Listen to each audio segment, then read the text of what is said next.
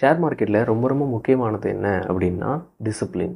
Discipline அப்படிங்கிறது ஏன் சொல்கிறேன் அப்படின்னா, நமக்கு ப்ராஃபிட் எடுக்கிறதுக்கு முக்கியமானது டிசிப்ளின். அதாவது தொடர்ச்சியாக கன்சிஸ்டன்சியாக ஒரே ஒரு மெத்தடை வந்து ஃபாலோ பண்ணுறது அப்படிங்கிறது ரொம்ப ரொம்ப முக்கியமானது.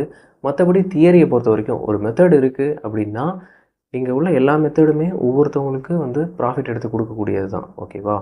இந்த மெத்தடு தான் கொடுக்கும், அந்த மெத்தடு தான் வந்து ப்ராஃபிட் கொடுக்காது அப்படிங்கிறது அந்த மாதிரிலாம் எதுவுமே கிடையாது. எல்லா மெத்தடுமே ஒவ்வொருத்தவங்களுக்கு செட் ஆகும். அவங்களோட எமோஷனுக்கு, சைக்காலஜிக்கு அது வந்து கரெக்டாக இருக்கும். ஓகேவா? ஆனால் அதை புரிஞ்சுக்கிட்டோம் அப்படின்னா, அதுக்கு மேலே வந்து நஷ்டமாகறதுக்குள்ள காரணம் என்ன அப்படின்னா, மேலே மேலே வந்து வேறு வேறு மெத்தடை வந்து ட்ரை பண்ணிகிட்ருப்போம். சரி, இப்போ ஒரு மெத்தட் எடுத்திருக்கோம் அப்படின்னா, எல்லாருக்கும் நஷ்டம் வர செய்யும். ஓகேவா? இப்போ வந்து ப்ரோ ட்ரேடராக இருக்காங்க அப்படின்னா கூட அவங்களுக்கும் நஷ்டம் வரும். ஆனால் அந்த நஷ்டம் வந்தாலுமே அவங்க வந்து மெத்தடை மாற்றிடுவாங்களா அடுத்தது அப்படின்னா கிடையாது. அதே மெத்தடில் தான் திருப்பி திருப்பி ட்ரேட் பண்ணிக்கிட்டே இருப்பாங்க. ஓகேவா? அதில் தான் அவங்க வந்து ப்ராஃபிட்டபுளாக தெரிகிறாங்க. நம்ம என்ன பண்ணுவோம், என்னைக்காவது ஒரு நாள் நஷ்டம் ஆயிட்டு அப்படின்னா உடனே வந்து மெத்தடை வந்து மாற்றிடுவோம். ஓகேவா? இதுதான் வந்து நான் வந்து டிசிப்ளின் அப்படிங்கிறத சொல்கிறேன்.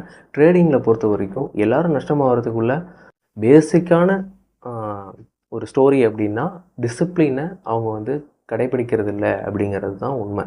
ஓகேவா? அதனால தான் நான் வந்து டிசிப்ளினுங்கிறது வந்து ரொம்ப ரொம்ப ரொம்ப ரொம்ப முக்கியமான ஒரு விஷயமா நான் வந்து சொல்கிறேன். இந்த வீடியோ உங்களுக்கு யூஸ்ஃபுல்லாக இருந்துச்சு அப்படின்னா மறக்காமல் எனக்கு சப்ஸ்கிரைப் பண்ணி சப்போர்ட் பண்ணுங்கள்.